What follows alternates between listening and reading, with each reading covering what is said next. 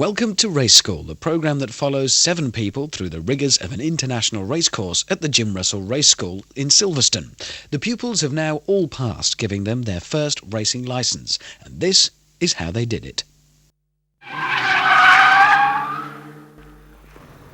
Our first group of students are off to a fitting session. Driving any single-seat race car means more than hopping in and sliding the seat about until you're comfortable. Like a good suit, the car has to be fitted to you. And it's a tight fit. There's not much room to manoeuvre inside, but getting everything in the right place is critical if the driver is to keep control and to feel everything that the car is doing underneath them. Measurements are taken and recorded for the distance from the pedals and steering wheel, and the process goes on until the instructors and mechanics are happy that they've got it right. Okay, Hunter, your first car fitting, how was it? I was a bit surprised actually. It's very comfortable, but I was surprised about the travel on the pedals, because on the clutch pedal it's especially short. It's only literally got that much travel on it, whereas with a car you're talking sort of this much. You're a big lad. How did you actually feel in the confines of a single-seater cockpit? I was very surprised actually, yeah. Because I was thinking it's going to be very, very tight, but actually it wasn't too bad at all. Today what we're doing is heel and toe, which is, so if you want to, when you actually brake, you want to be right on the edge of this pedal here, okay? So when you're on full brake, you flick your heel like that, that's it, perfect.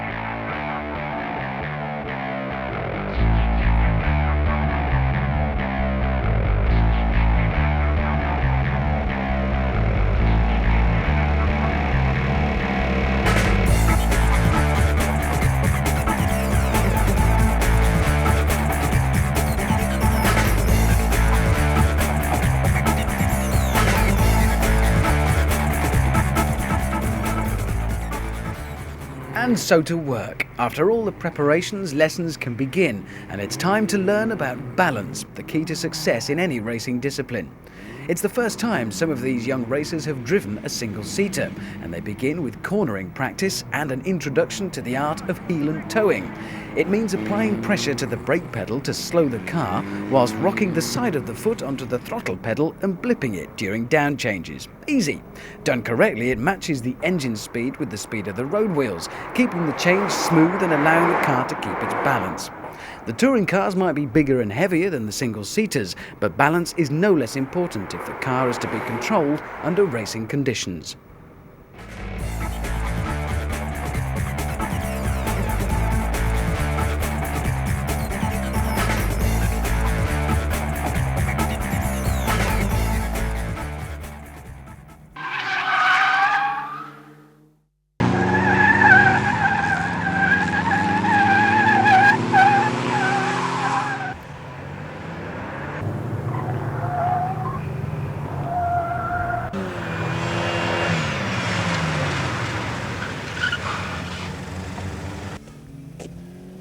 That was really good fun, really, really good fun. It's really brilliant, but I was a bit disappointed by the performance. From the karting background, I thought I'd be able to do it a little bit better, but it's quite hard. It keeps on changing the settings as you're going round, so it lifts the car up, so it makes it harder and it skids more. And because it's a road car as well, there's loads of turns, lot to lock. I think there's 3 turns, so if you really got it sideways, you have to go all the way 3 turns sideways. Then the problem was getting the wheel back quick enough in time to do it, but it's really good fun.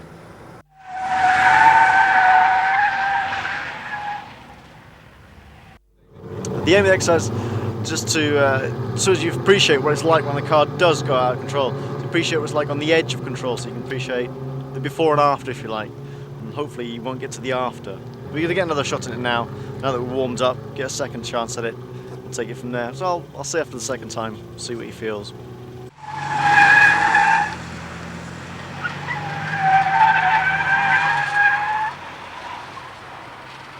It's fantastic. I like the equipment a lot, because it really gets you going. It really gets the car to oversteer and understeer and all that, which is nice.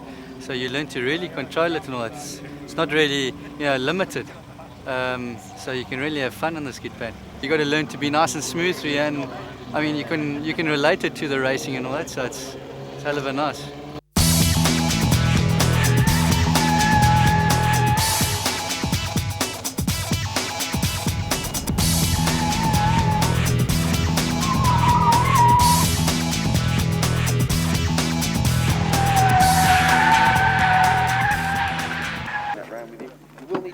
on though, done up. Make sure you're close enough so your wrist can comfortably rest on the top of the wheel. Alright? When you're driving a saloon car on the circuit, the more upright the back of your seat, the more feel you have for the car. Okay, and obviously the more control you have over the steering if your arms are slightly bent. Alright? Okay. First thing to remember when we're in the pit lane, maximum speed 5-10 miles an hour. There are no records to be broken in the pit lane. Watch out for other cars coming in and out, and most importantly watch out for people who might be crossing over the pit lane in front of you. So remember, the thing that's most important to remember is that a corner always starts on the exit of the previous corner. So west turn, that's the next one coming up, that is about to start now as we exit north. We know it's a left-hander, so we're going to allow the car to stay on the right-hand side of the track. That will open the corner up for us. Remember what I said when we were walking the circuit? You parallel the white line as close as you can all the way down the back straight. Now west turn is greater than 90 degrees. It also leads in to the S's. So there's going to be a compromise to the exit of the corner. We're not going to allow the car to use all the road on the way out. That means that we're going to turn into the corner a little bit deeper to hold the car tighter on the exit.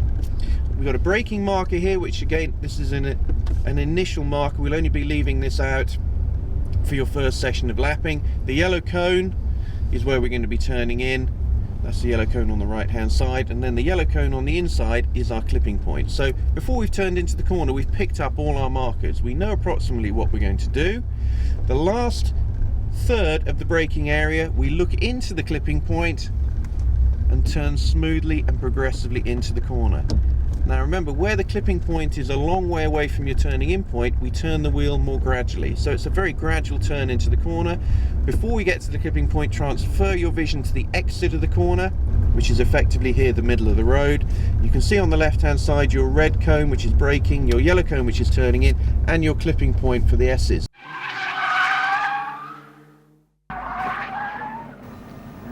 Our students get straight into the thick of it with the first lesson of the day, advanced skid control. The cars are specially set up for this lesson to make their handling particularly challenging, especially through the complicated series of twists, turns and manoeuvres the tutors have arranged on the skid pan. It might look like fun, but the drivers are working hard to prove they've got what it takes in an exercise designed to show those with real potential. You've got to control the car basically. They've set the car up with slicks on the front, which are very, very sticky. Basically, the softer the rubber on the tyre, the more it's going to grip. You've got really soft slicks, which grip a lot on the front. On the rear, you've got really hard rubber tyres with tread on, so they're not going to grip as well as slicks in the first place. And because it's hard rubber, they're going to slide everywhere. So you've got loads of grip at the front and no grip at the rear. So as soon as you turn the steering, the back's going to come out. Basically what you're learning to do is to hold the car in a skid sideways.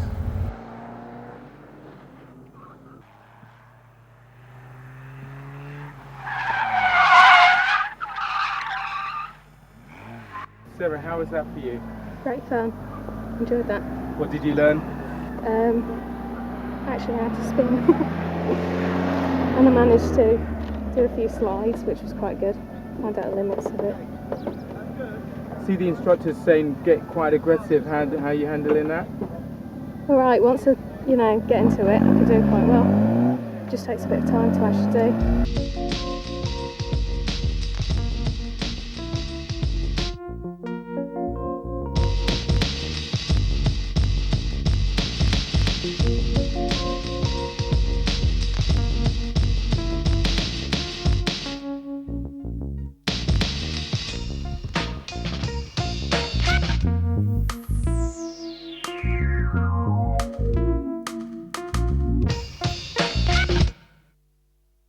I started off quite smooth, just getting a feel for the car, just finding out its limits. Going quite smooth, had a good session, didn't have barely any spins, and then I came in and he said to me, look, what's going on? Yesterday you're really getting it sideways, you're really aggressive, and now you're all smooth, what's going on? And so I said, okay, then you want to see aggressive. So I took it out there and got it a bit side on, had a few spins, knocked over a couple of cones, but it was great fun, really good to be able to swing it around like that. We're doing the advanced skid course here. It's part of the Jim Russell course that we do here. It's basically to give the guys an opportunity to slide the car and not feel tense about when the car's sliding underneath them. We use a single seater. We put slick tyres on the front, so there's a lot of front end grip and very little rear end grip. We put some horrible road tyres on the back. The car slides at every opportunity, and it gets them used to having the car slide underneath them. There's nothing worse than when you're racing, when the car slides away from you, that you tense up, and normally it fires you off if you do that.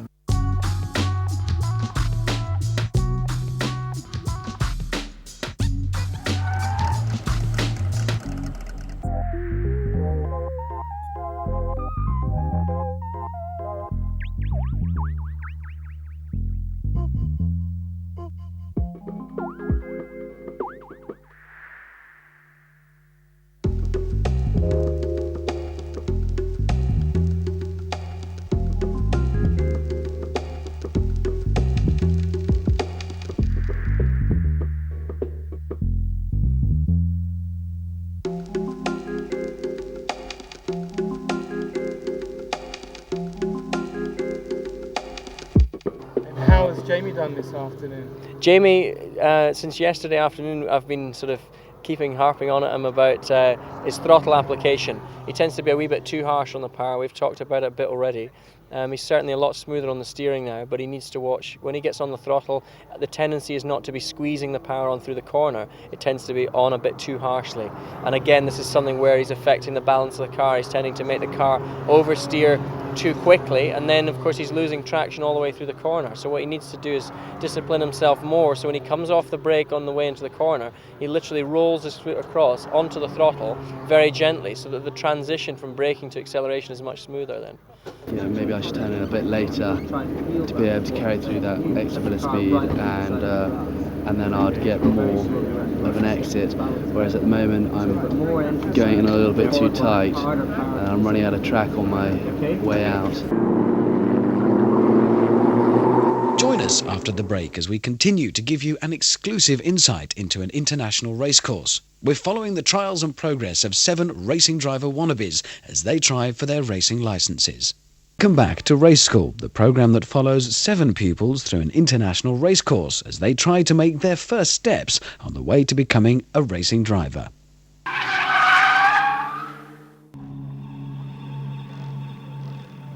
There's little time to waste though, so it's up early for morning practice first thing in the Formula Fords. This is their last chance to brush up the finer points of their racing technique, so not a second of seat time is to be wasted in these sporting single-seaters.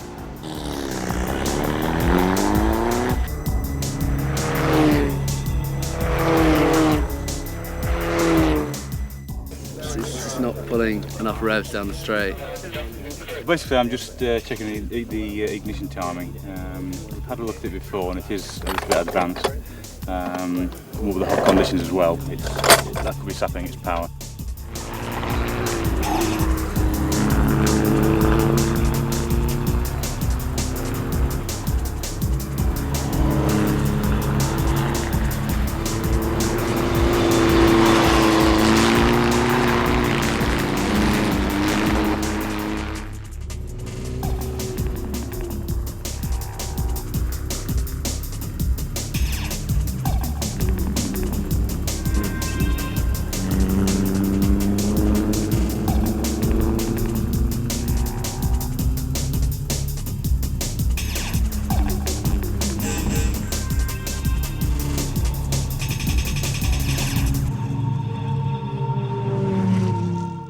Car 31, the Japanese lad, is on his first session, and he hasn't been in the car for a while, and the other car was coming up inside him and he turned in on him, so you will get this. Inexperience, I'm afraid, but there's plenty of room to let both cars go through the corner. There you go, that's what it's all about, we've got to try and teach them these things. Well, basically, as you can see, this nose cone is now dead, as it were. They cost about 150 to 200 pounds a piece. They are actually a crushable structure, which means that in a collision, either with a tyre wall or with another car, they are designed to actually crumple like this and actually absorb some of the impact.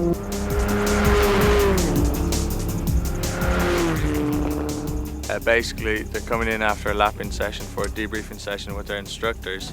At this stage, proceedings are up to full revs, full use of power. They're flat out basically, so we're really fine-tuning the smaller bits they're getting wrong now at this stage. They've done a couple hundred laps, so they should all know the line back to front by now, and it's just really working on the balance, you know, the weight transfer, and really getting the absolute maximum out of each car. This exercise will test the standards of the pupils' car control to the limit as they drive the fantastic Caterhams and draw on every lesson they've learned in the course.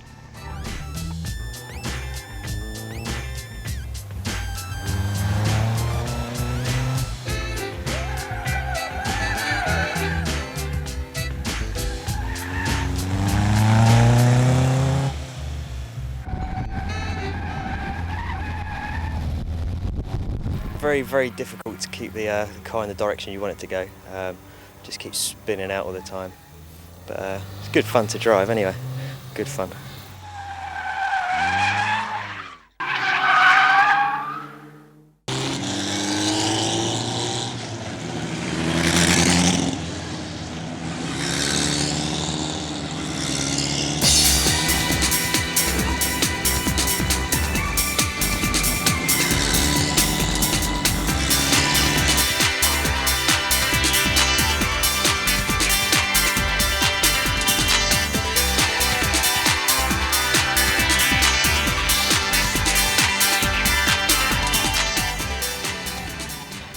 I've lost the nerves a little bit now, so I feel a bit better. I was overtaken by a fair few amount of people. I think I need to be a bit more definite in what I'm trying to do in that bend, because I'm losing it all the time there, but I feel better. It felt nice. A bit relieved, yeah? Yeah. Ask me again about 10 minutes before the race and I'll tell you different, I'm sure. But no, I feel good. Jamie, I believe there's been a problem with the qualifying times. What's happening? I started off in the middle of the grid, so I took off and decided to hang back a bit and try and get a clear straight so I could get in a good flying lap. But in doing so, I had to hang back for quite a long time. You know, a lot of cars getting in the way. I managed to get in a lap. It wasn't really quick enough because I didn't actually get the momentum through the bottom corner here, which is south.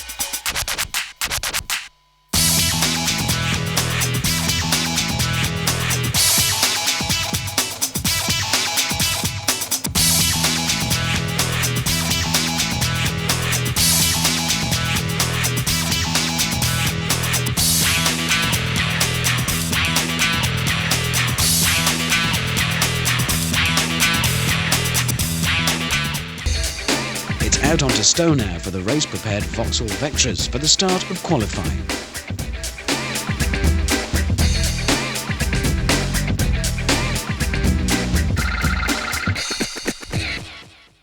Clinton, how was that? It was a bit shaky. It was, it's more of a chance to get the tyres bedded in on that because they're new tyres in the front, so the car is really all over the place.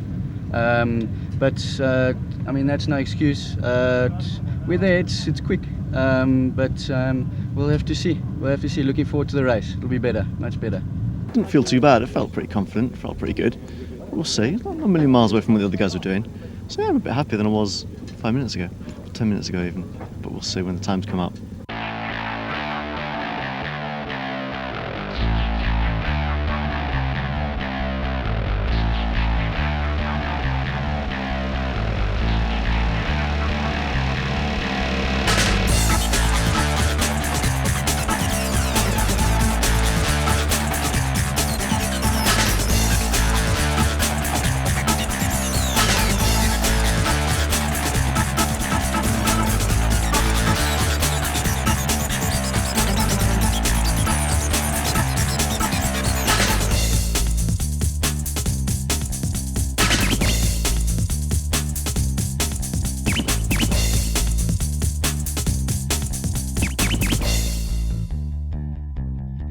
Clinton, tell us about that. That was a really close race. It was really all down to the start, I think. Yeah, no, I mean, it just proved, you know, what we've learnt and all that, and it's all gone into that, and we had a great race, Michael and I, so I'm pretty happy with that. Content to go back with second? No, never, but you know, that's the way it goes. We've got to accept it. I knew it would be close. Clinton's a really good racer. I just had to be consistent, try my best, and at the end of the day, I didn't late break, I didn't push myself too far, and I just kept it in front. This is what it's all about, you know, race day. That's why they come here. It's a very long, mentally and physically tough and grueling course. For some of them it's been much more difficult than others. They fought illness, wasp things, some really funny things going on out there as well. But generally, you know, by the end of today, they know in their hearts if they're quick or not as a race driver.